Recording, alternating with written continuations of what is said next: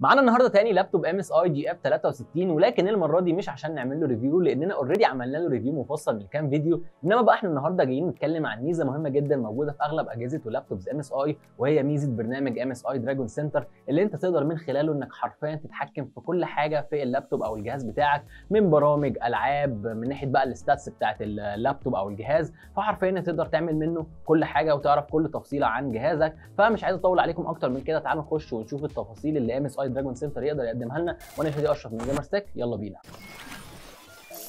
اول لما تنزل برنامج MSI دراجون سنتر هتلاقي اول حاجه ظهر قدامك هي الشاشه دي، او يعني الواجهه دي اللي هي اسمها المونيتور، اللي من الاخر هي بتعرفك كل معلومه وكل تفصيله عن اللابتوب بتاعك او الجهاز بتاعك. فاول حاجه مثلا هنلاقي ان هو كاتب لك السي بي يوسج والجي بي يوسج، اللي هم الاستخدام بتاع البروسيسور وكارت الشاشه وانت مستهلك منهم قد ايه. نفس الكلام على اليمين هنلاقي الديسك والميموري، اللي هو انت مستهلك قد ايه من اللي هو وحده التخزين بتاعتك، مش كمساحه، لا انت مستهلك قد ايه. نفس الكلام بالنسبه للرامات، ولو عايز تعمل لهم فري او كلين اب تقدر تدوس على هنا بمنتهى السهوله. تحت على الشمال هنلاقي المعلومات بتاعه البروسيسور بتاعك وكارت الشاشه والرامات وسرعه المراوح بتاعتك او المروحه بتاعه اللابتوب. يمين شويه هنلاقي انت بقى مستهلك قد ايه من مساحه التخزين في الاس اس دي او الاتش دي دي او اي مساحه تخزين موجوده في الجهاز بتاعك. تحت شويه هنلاقي برضو بيوضح لك انت مستهلك او ساحب قد ايه نت، يعني اذا كان عن طريق كابل اللان او الواي فاي. بعديها هنلاقي الباور بلان، نظام الطاقه اللي انت عليه دلوقتي. وعلى اليمين هنلاقي السي بي يو تمبريتشر ودرجه حراره البروسيسور، وكمان هنلاقي الكلوك بتاعه الجي بي يو اللي هو كارت الشاشه، وحراره برضو كارت الشاشه. وفوق على اليمين هنلاقي مكتوب السيناريو اللي انت تقدر تتحكم فيهم وتختار السيناريو المناسب اللي انت عايز تستخدمه دلوقتي بالنسبه لللابتوب. وعلى اليمين شويه هنلاقي مكتوب جيمنج مود اون، يعني انت مستخدم الجيمنج مود ولا لا. وتحت على الشمال هنلاقي الزرار بتاع السيتنجز، وفي النص على الشمال هنلاقي القائمه اللي انت تقدر تنقل فيها، وهنتكلم عن كل حاجه منهم بالتفصيل كمان شويه. اول حاجه بقى عندنا في المنيو اللي على الشمال وهي الجيمنج مود، وهي عباره عن ان انت من الجيمنج مود دي انك تقدر تكستمايز سيتنجز معينه تشتغل او تتفعل لما تفتح برنامج او لعبه معينه انت تختارها، فعن طريق انك بتدوس اد جيم هنا، ولما بندوس اد جيم بتختار البرنامج اللي انت عايزه، وزي ما قلت بتظبط السيتنجز المعينه اللي انت لما اللعبه او البرنامج ده يفتحه اللابتوب نفسه يقوم مظبط السيتنجز دي. ولو انت مش عايز تدوش نفسك وتوجع دماغك بكل الكلام ده ممكن تشغل الجيمنج مود، وهو اللابتوب نفسه هيتعامل لما انت تفتح اي لعبه او اي برنامج هو هيظبط السيتنجز المناسبه مع نفسه. ولو انت مش حابب بقى كل الكلام ده ممكن على طول تقفل الجيمنج مود. تاني حاجه عندنا في المنيو او القائمه اللي على الشمال وهي يوز سيناريو، دي ببساطه ان انت تقدر تختار ما بين السيناريو او المود الخاص بيك او الحاجه اللي انت حاببها. فعندك مثلا اول حاجه الاكستريم بيرفورمانس، وزي ما هو واضح من اسمه ان هو المود او السيناريو اللي بيديك اعلى اداء بالنسبه لللابتوب. ولو دوسنا على الترس او علامه السيتنجز دي تقدر منها ان انت تعلي الكور كلوك او الفي رام كلوك، وده طبعا هيعلي من اداء اللابتوب، ولكن اكيد هيعلي صوت المراوح، وممكن ده يسبب لك شويه ازعاج لو انت بتستخدم اللابتوب من غير سماعه او لو حد قاعد جنبك نفس الكلام. تاني حاجه عندنا مثلا مودات تانية زي البالانسد او السايلنت. السايلنت ده اللي هو بيقلل خالص الاستهلاك بتاع اللابتوب او الطاقه، يعني بحيث ان هو صوت المراوح نفسها تقل. نفس الكلام بالنسبه للسوبر باتري، برضو بيقلل الاستهلاك خالص عشان تاخد اعلى يعني عمر بالنسبه للبطاريه.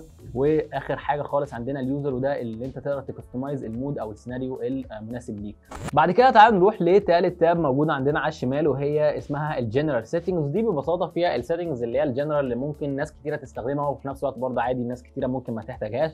فعندك اول حاجه الويندوز كي، ان انت لو مفعله فده هيخلي زرار الويندوز عادي شغال زي ما انتم شايفين كده، ولو مش مفعلها فلو دوسنا على زرار الويندوز مش هيشتغل.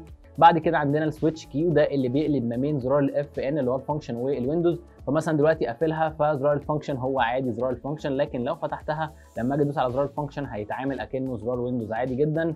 بس تعالوا نقفلها. بعد كده عندنا زرار الويب كام، ده اللي بيشغل الويب كام وبيقفلها. واخر حاجه عندنا الكروس هير ديسبلاي، وده هينفع قوي الناس اللي بتلعب العاب فيرست بيرسون، فان انت ممكن تقدر تعمل كستمايز للكروس هير بتاعتك زي ما انتم شايفين. لو دخلنا على علامه السيتنجز تقدر تغير لونها، تغير كل حاجه فيها، بس انا مش بستخدمها حاليا فهقفلها. بعد الجنرال سيتنجز عندنا المونيتور اللي احنا اتكلمنا عنه في اول الفيديو. بعد كده عندنا جيم هايلايتس اللي تقدر ان انت من خلاله انك تسجل الهايلايتس بتاعه الالعاب بتاعتك عشان يعني تشيرها بقى مع صحابك لو عايز تعمل لنفسك هايلايتس وتمنتجها والكلام ده كله. بس مشكلته الوحيده اللي اظن يعني ممكن يعني تبقى مشكله لاغلب الناس مش ليا انا بس، ان هو شغال حاليا مع 3 العاب بس، وهم ايبكس وليج اوف ليجندز وفورتنايت. بس من المتوقع على حسب كلام MSI ان هم هيزودوا عدد الالعاب دي في اقرب فرصه ممكنه. وبكده نكون خلصنا التاب الرئيسيه بتاعه الهوم. تعالوا نخش دلوقتي على ماي ديفايس، ودي انت لو عامل ساين ان انت يعني هتسجل دخول بالنسبه للابلكيشن بتاع ام اس اي دراجون سنتر، هتقدر عن طريق ان التاب دي انك تقدر تلينك كذا جهاز على نفس الاكونت بتاع ام اس اي دراجون سنتر، وتقدر انك تسينك او توصل ما بينهم وما بين بعض بالنسبه للسيتنجز والاعدادات اللي انت هتكون عاملها على الاكونت بتاعك. بعد كده ننتقل لثالث تاب رئيسيه معانا وهي باسم سبورت. واول حاجه في السبورت هو السيستم انفو، وزي ما انتم شايفين هو بيوضح كل المعلومات والانفورميشنز المهمه بخصوص السيستم بتاعك. فمثلا اول حاجه عندنا بيكتب لك نوع الاو اس اللي هو الاوبريتنج سيستم بتاعك، فاحنا شغالين على مايكروسوفت ويندوز 11، والبرودكت نيم نوع اللابتوب او اسم اللابتوب اللي احنا شغالين عليه، ومعلومات ثانيه كتير. بعد كده عندنا اللايف ابديت اللي انت تقدر من خلاله انك تابديت الام اس اي دراجون سنتر نفسه، او انك كمان تحمل وتابديت برامج ثانيه كتير عندك على اللابتوب، زي مثلا برنامج MSTech Lite اللي هو الخاص بالار جي بي بتاعك، بتاع لو انت مثلا جايب ماوس او كيبورد او حتى سماعه ار جي بي. بعد كده البرنامج بتاع الجيم هايلايتس، حتى كمان الانفيديا جي فورس اكسبيرينس بتاع كارت الشاشه. وعندنا برضو حاجه عجباني جدا ان انت تقدر من خلاله انك تحمل الدرايفرز والتعريفات بتاعه مثلا كابل اللان او قصدي كارت اللان او كارت الصوت. فاللي عاجبني جدا في التاب دي ان انت مجمع لك كل البرامج والدرايفرز في مكان واحد، مش هتضطر انك تدور عليهم كل واحد منفرد على الويب سايت بتاعه. بعد كده عندنا المايكروسوفت اب، ودي شويه برامج تبع مايكروسوفت هي ام اس اي اللي مرشحها لك يعني لو محتاج حاجه فيهم. واخر حاجه عندنا النولج بيز، ودي شويه شروحات وفيديوهات يعني لبرامج وحاجات يعني مفيده ام اس اي شايفه ان هي هتفيدك جدا. فانا مثلا خدت بالي هنا بيقول لك هاو تو انيبل تي في ام 2.0، ده اللي هو الخاص بالويندوز 11 عشان لو حد عايزه. وبس كده تعالوا نخش دلوقتي على التاب اللي بعدها. بعد كده نخش على رابع تاب رئيسيه معانا وهي تولز، وفيها باتري ماستر وباك اب. فتعالوا اول حاجه نخش على الباتري ماستر، وهنلاقي موجود فيه اول حاجه الباتري هيلث اوبشن، وده زي ما واضح ان هو فيه 3 اوبشنز بيخيرك ما بينهم بالنسبه للباتري هيلث. اول اوبشن هو البيست فور موبيليتي، وده اللي اغلبنا هنختاره، اللي هو بيخلي البطاريه عادي تتشحن لحد 100%. تاني اوبشن وهو البالانس، وده بيقول لك ان انت تشحن بس البطاريه لما تكون اقل من 70%، وان انت البطاريه هتتشحن بس لحد 80% وهتقف.